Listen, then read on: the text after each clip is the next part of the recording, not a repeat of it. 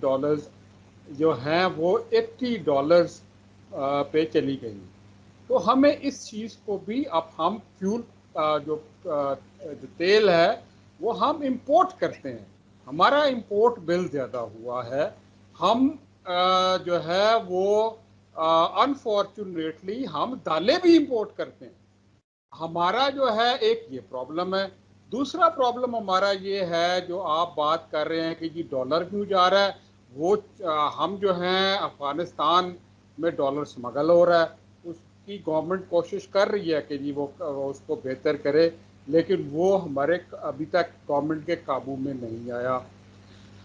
تیسری چیز جو امپورٹنٹ اس میں ہے وہ یہ ہے کہ جی جو عام چیزوں کی پرائسز ہیں اس کو گورنمنٹ کنٹرول کرنے میں ٹوٹلی ناکام رہی ہے. ایک عام آدمی کو جو مارکیٹ میں فارم ٹو مارکیٹ, جو بیچ میں مڈل مین آدمی جو 35 to 40% کماتا ہے اس کے اندر سے, اور وہ 30 to 40% جو ہے وہ پرائس ایڈ ہو جاتی ہے اینڈ کنزیومر کے لیے, وہ جو ہے گورنمنٹ نے اس کو ایڈریس نہیں کیا. اور آپ دیکھیں, اسی لیے آپ دیکھیں کہ آپ کی ہر جگہ پہ ہر جو ہے جگہ پہ لکھا ہوتا ہے کہ جی ڈی سی ریٹ, لیکن ایکچولی ڈی سی ریٹ نہیں ہوتے, بیکاز کوئی ڈی سی جو ہے وہ جا کے چیک نہیں کرتا. کوئی مارکیٹ جو ہے, کوئی دکان جو ہے وہ بند نہیں ہوئی. بڑے بڑے سٹورز آپ دیکھ لیں, ان میں دیسی ریٹ پہ تھرڈ کلاس کی چیزیں پڑی ہوں گی جو کہ عام آدمی لے گا ہی نہیں. اور آپ جو ہے وہ بڑے میگا سٹور جو ہیں ان میں جا کے دیکھیں, ان لوگوں کے لیے سب سے اچھی چیزیں پڑی ہوئی ہیں جن کے پاس بہت پیسہ ہے. تو ایز فار ایز مہنگائی کا جو تعلق ہے اس میں جہاں 50% قصور جو ہے وہ یہ ہے کہ دنیا میں پریسز بڑھی ہیں, 50% قصور جو ہے وہ میں یہ کہوں گا کہ گورنمنٹ کا قصور ہے کہ وہ اس کو چیک نہیں کرتے. ٹھیک ہو گیا بریگیڈیئر صاحب, ایک منٹ دیجیے گا, یہاں وقت ہوا ایک چھوٹی سی بریک کا, واپس آ کے یہیں سے اس کو کنٹینیو کریں گے. بہت شکریہ.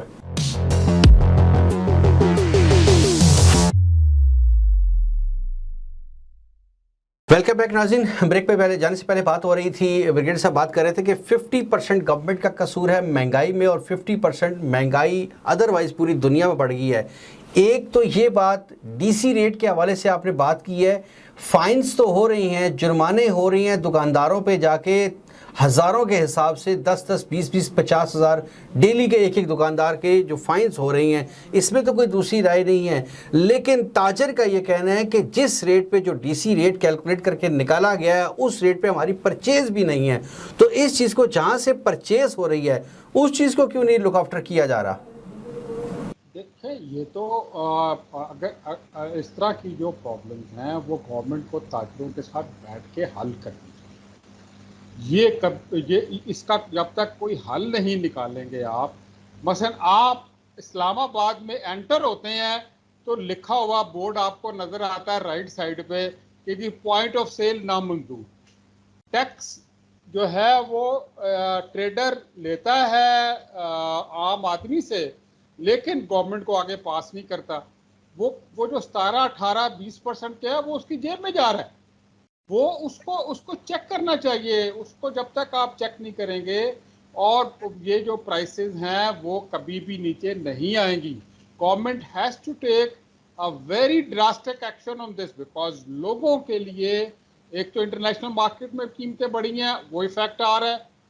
دوسرا جو ہے وہ پروفٹ جو ہے وہ بنانے والا بیچ میں وہ پروفٹ اپنا دگنا کر دیتا ہے, جس کی وجہ سے جو ہے وہ غریب آدمی, یہ جو اینڈ کنزیومر جسے ہم کہتے ہیں, اس کے اوپر بہت بڑا بوجھ ڈلنا شروع ہو گیا. اور یہ تیسری چیز جو ہے, یہ جو ہوڈرز ہیں جو چیز کا ذخیرہ کرتے ہیں, کھانے پینے کی چیزوں کا ذخیرہ کرتے ہیں, ان کے اوپر بہت سخت کریک ڈاؤن ہونا چاہیے. اور ان کے اوپر جو ہے وہ قانون لانا چاہیے کہ جی ان کو ایسی سزا دی جائے کہ جو دوسرے دیکھ کے بھی اس کے اوپر جو ہے وہ کچھ سیکھیں. عبرتناک سزا ہونی چاہیے. اچھا, ایک چیز ابھی آپ نے بڑی انٹرسٹنگ بات کی ہے, ڈالر افغانستان میں سمگل ہو رہا ہے. یہ شاید ایک نئی چیز ہے. یہ کیسے سمگل ہو رہا ہے اور اس کو کیسے روکا جا سکتا ہے؟ گورنمنٹ کیسے روک سکتی ہے؟ دیکھیں جی, گورنمنٹ جو ہے وہاں پہ ڈالر کی افغانستان میں کمی ہے, اس میں کوئی شک نہیں. اور جب تک ادھر ہیومن جو ہے وہ فورن ایڈ نہیں آئے گی، یہ جو ہے وہ ڈالر کی ادھر ڈیمانڈ بہت زیادہ ہے. گورنمنٹ اپنے پورے کوشش کر رہی ہے، لیکن دیکھیں میں ہمیشہ یہ ایک بات کہتا ہوں کہ یہ صرف گورنمنٹ کا کام نہیں ہے، یہ ہر آدمی کا کام ہے. ہم میں سے ہر شہری جو پاکستان میں رہتا ہے اس کو پاکستان کی بہتری کے لیے سوچنا چاہیے. اگر میں سارے ڈالر اپنے اسمگل کر دوں گا تو پھر جو ہے وہ ملک کے لیے کیا میں نے کیا. اگر میں جو ہے وہ چیز کو اس لیے ذخیرہ اندوزی کر لیتا ہوں کہ جی میں اس کو کل جب مہنگائی یا کمی ہوگی تو اس کی پرائسز بڑھیں گی تو میں تب بیچوں گا، تو پھر میں نے ملک کے لیے کیا کیا. اس کے دو طریقے ہیں، یا تو ان کو انسینٹیو دیا جائے یا ان کے لیے ایسی سزائیں رکھی جائیں کہ دیکھ کے دوسرے کو عبرت ہو. اور یہی دنیا کا قانون ہے، یہی ہسٹری ہمیں بتاتا ہے. ایک چیز اور پھر اب اسی سوال پہ آؤں گا کہ کیا چونکہ افغانستان میں جب تبدیلی ہوئی، ایکسچینج آف ہینڈز ہوا حکومت کے حوالے سے، تو خوشیاں بھی بنائی گئی، پوری دنیا کو ایک میسج بھی گیا کہ پاکستان اس میں انوالو ہے، یا پاکستان اس کو سب سے پہلے ایکسیپٹ کر رہا ہے، اس پروپوزل کو، اور اس حکومت کو خوش آمدید کہہ رہا ہے. تو آپ سمجھتے ہیں کہ یہ کوئی جو ڈالر کی آپ بات کر رہی ہیں، یہ منی لانڈرنگ ہو رہی ہے، کچھ لوگ چھپ چھپا کے کر رہے ہیں، پولیٹیشین انوالو ہے، یا گورنمنٹ کوئی شیک ہینڈ کر رہی ہے، کوپریٹ کر رہی ہے؟ یہ کیا سین کیا ہے اصل میں؟ آئی ڈونٹ تھنک کہ جی یہ گورنمنٹ اس میں انوالو ہے یا پولیٹیشینز انوالو ہے. ایک مافیا ہے جو کہ ملک میں جو ہے وہ ڈالر کو آرٹیفیشلی مینوپولیٹ کرتا ہے. ابھی اس میں بہت سارے ہائی اپس لوگ ہیں جس کی کافی ہمارے جو ہیں وہ جو فائننس کو بہتر سمجھتے ہیں میرے سے، انہوں نے اس پہ بات بھی کی ہے، لیکن ان کے اگینسٹ کوئی ایکشن نہیں ہوا، کوئی لیگل ایکشن نہیں کیا گیا، کسی کو سزا نہیں دی گئی.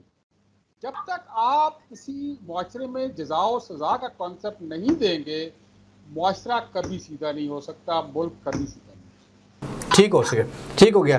مغل صاحب آپ یہ بتائیے کہ جب پاکستان تحریک انصاف نے حکومت سنبھالی تو ان کا نعرہ یہ تھے 3 ماہ میں ہم سب کچھ بدل کے رکھ دیں گے، جبکہ اپوزیشن کا یہ کہنا تھا یہ 3 ماہ تک چل ہی نہیں پائیں گے، اور آج تک اپوزیشن یہ کہہ رہی ہے کہ کسی وقت بھی گورنمنٹ گر جائے گی.